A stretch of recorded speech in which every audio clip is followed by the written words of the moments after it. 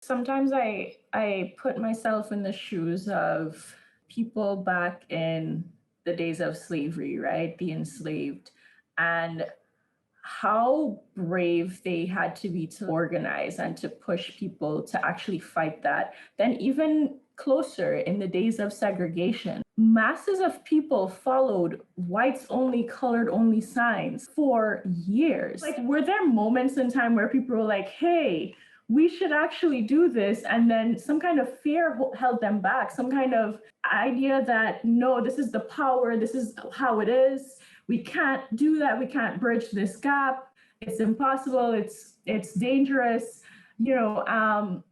But then eventually it did happen, and there were the sit-ins and stuff like that. And I think once again we're back in a moment where it's like we have the power to push this forward, and a lot of us are comfortable, you know. And I think we have been sort of roused from that comfort, but I'm always like, the amount of sacrifice it took for them to get where we are now, what are we currently willing to sacrifice?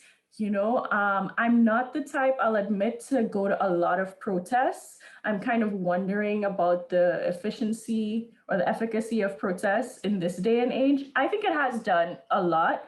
But I just feel like we need to figure out new creative ways of fighting this, especially because the amount of violence that could meet you at those protests, I mean, it's so risky.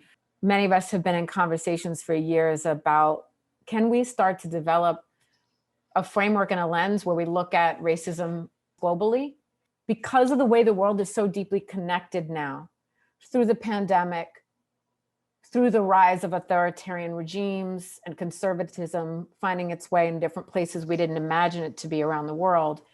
And frankly, seeing African nations and others standing stronger than ever in this moment, I feel like we have the opportunity to frankly be in conversation with people from all over the world and each continent to talk about how do we help people understand what's happening in the context of global racism and colonialism. Where did that start? Where is it different contextually, but also what holds us together around that? So that the whole world is thinking about this, and that we're breaking down deeply the barriers of the color line, which impacts every society. You know, even in Haiti, in my husband's home country, where, you know, the skin color line is so pronounced, right? And who has power and who doesn't. I mean, there's a reason for that. There's an origin. And having some constructs and tools so we can teach people about this throughout the world, you know, not just classrooms, but practitioners and people, just to understand this on a broader level. I truly believe the squad in the United States of Black women and women of color who are gaining ascendancy and progressive power, that squad's going to be 100 deep in 5 years, guaranteed, guaranteed. That squad number is going up, and we will be president. My prediction is that there will be a more progressive president, and it will be a woman of color in the next 20, 25 years, maybe less. And so what are we doing to get ourselves ready for that backlash that could come when that occurs? And how do we set the stage for that? And then lastly, I hope where we're going is some honest internal, real critique and conversations. Like, I think we had to so much unify, like, you know, BIPOC communities and GLBTQ communities, et cetera, et cetera. But I feel like we've jumped over some deep conversations we need to have with each other. And like even the strategy around defund the police, like right now, there's a lot of people like really want to talk honestly about like, is that the frame we still want to use? Like, obviously it worked in some levels, but like, how do we really want to think about this? And I want to think differently about security. I want to transform it, but I want them a part of it. And that's not something I would have ever imagined 3 months ago.